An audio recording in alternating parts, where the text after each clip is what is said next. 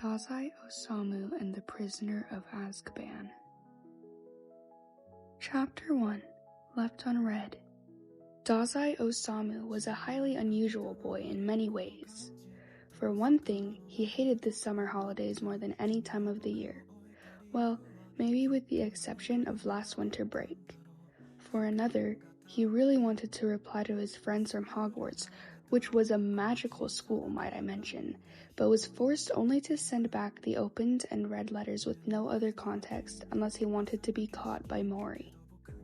It was nearly midnight, and he was sitting on the edge of his bed, knife in hand and wrists crying blood.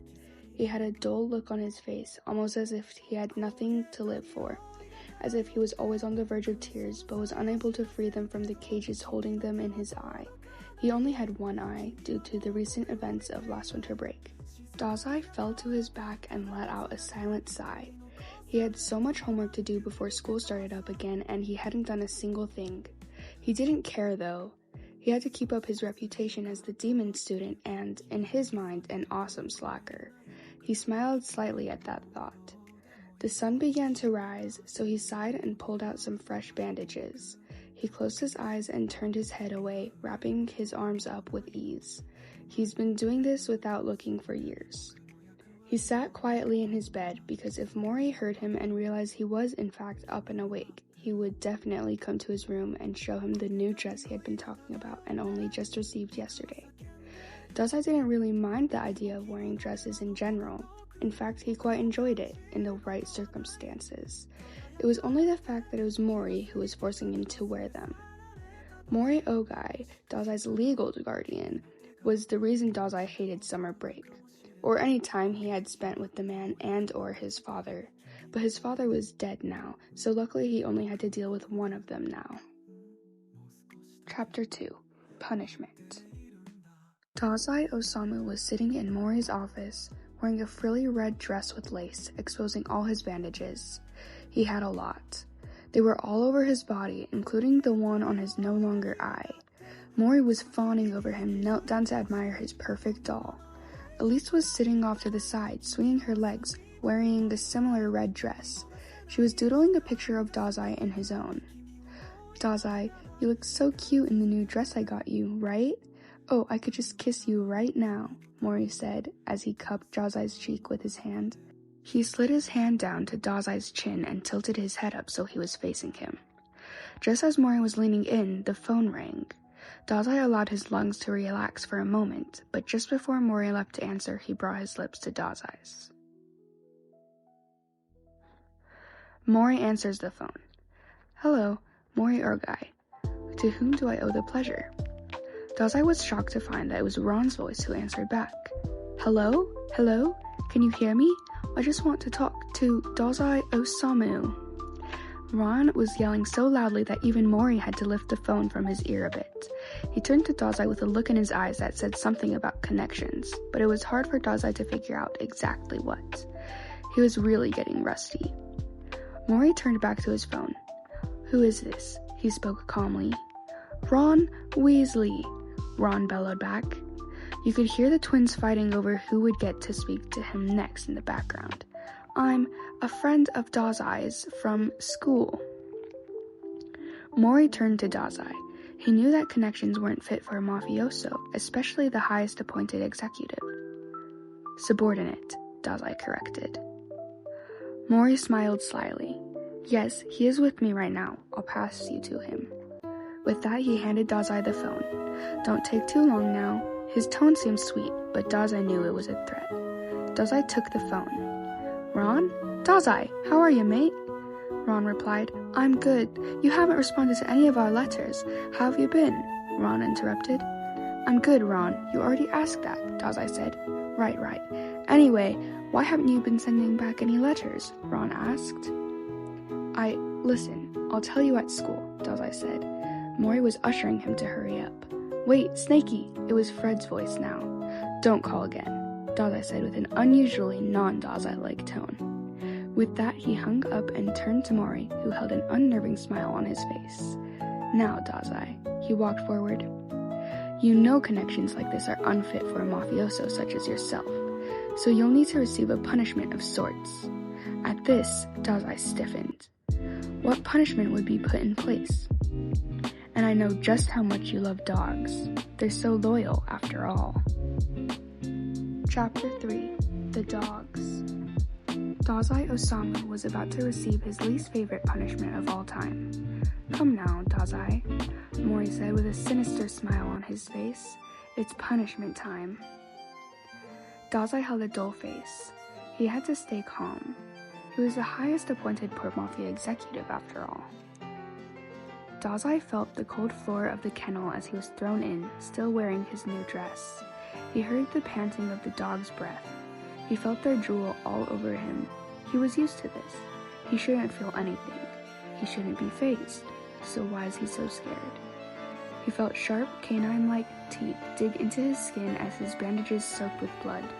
His dress was being ripped apart as well as the bandages blanketing his body.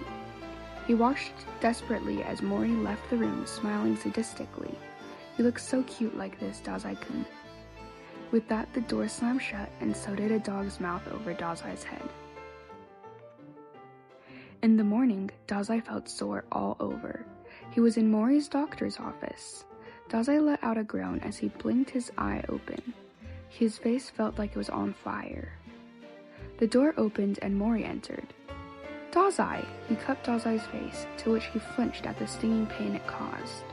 I'm glad to see you're awake, Mori said, and kissed Dazai before getting up and grabbing a needle. Dazai knew what was coming.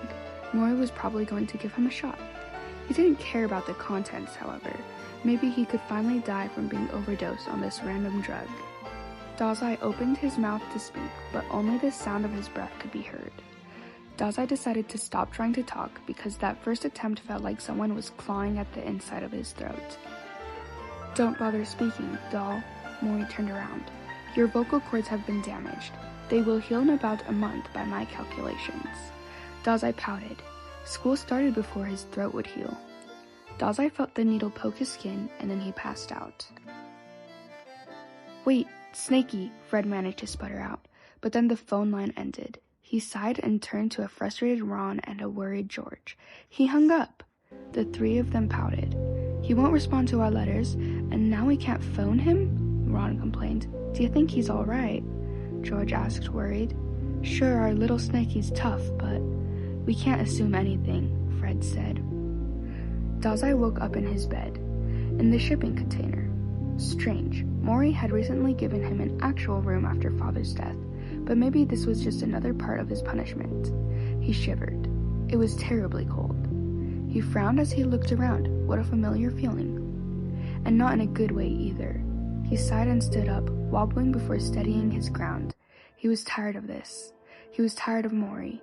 He didn't want to be an executive anymore, and he definitely didn't want to be a mafioso. He wanted to get out of there, out of Yokohama.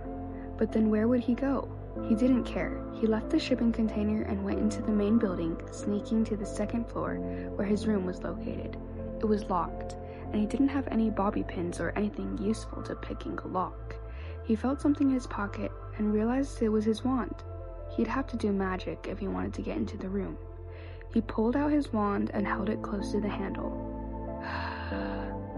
Oh, right. He couldn't speak for a while. Well, he could still try.